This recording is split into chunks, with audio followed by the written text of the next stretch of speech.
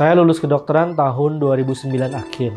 Akhirnya saya mulai mencoba mendalami kesehatan mental klien dengan mendalami meditasi, ya.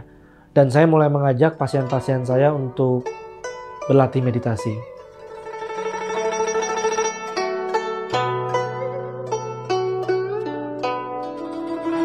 Dan setelah saya belajar filosofi kedokteran oriental dan meditasi, saya melihat bahwa tubuh itu penuh dengan wisdom di balik mekanisme kerjanya. Kalau kita hidup dengan cara yang tidak seimbang, maka sistem tubuh ini jadi nggak balance, jadi nggak sehat. Kalau kondisi kita tidak sehat, itu kan dalam bahasa Inggris disebut sebagai disorder. Ada sesuatu yang nggak harmonis. Atau ada sesuatu yang nggak natural, yang maksa, yang ngoyo. Makanya disebut sebagai disease. Jadi inilah yang disebut sebagai out of balance atau sakit. Kalau sembuh artinya back to the balance. Back to the ease.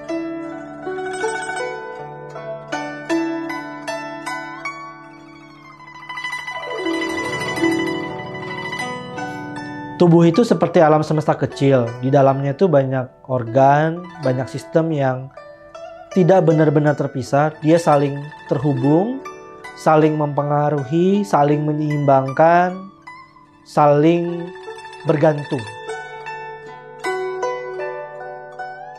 Lambung dan jantung terpisah, tapi ternyata mereka tidak pernah benar-benar terpisah. Kalau lambung sakit, kalau jantung sakit, kalau paru-paru sakit, ternyata itu mempengaruhi keseluruhannya. Tidak ada yang berdiri sendiri. Kalau orang sakit MAH atau sering burp atau punya GERD, kemudian dia dikasih obat, tidak ada kembungnya lagi, MAH-nya fine, mereka menganggap itu oke, sudah sembuh. Tapi sebenarnya dalam sisi kedokteran yang lebih holistik, yang melibatkan filosofi oriental, belum tentu. Karena orang yang punya sakit MAH pasti ada gaya hidupnya yang tidak seimbang. Apakah makannya sering tidak teratur, apakah mereka stres, apakah jam tidur mereka tidak teratur.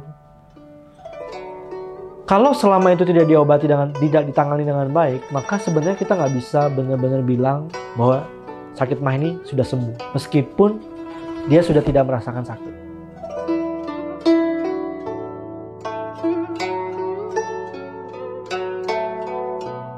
Sembuh terjadi saat seseorang being as it is, being natural.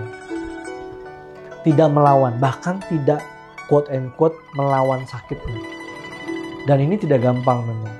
Bagaimana seseorang yang sakit berproses untuk tidak musuhan sama sakitnya, ini perlu pembelajaran, perlu bantuan profesional.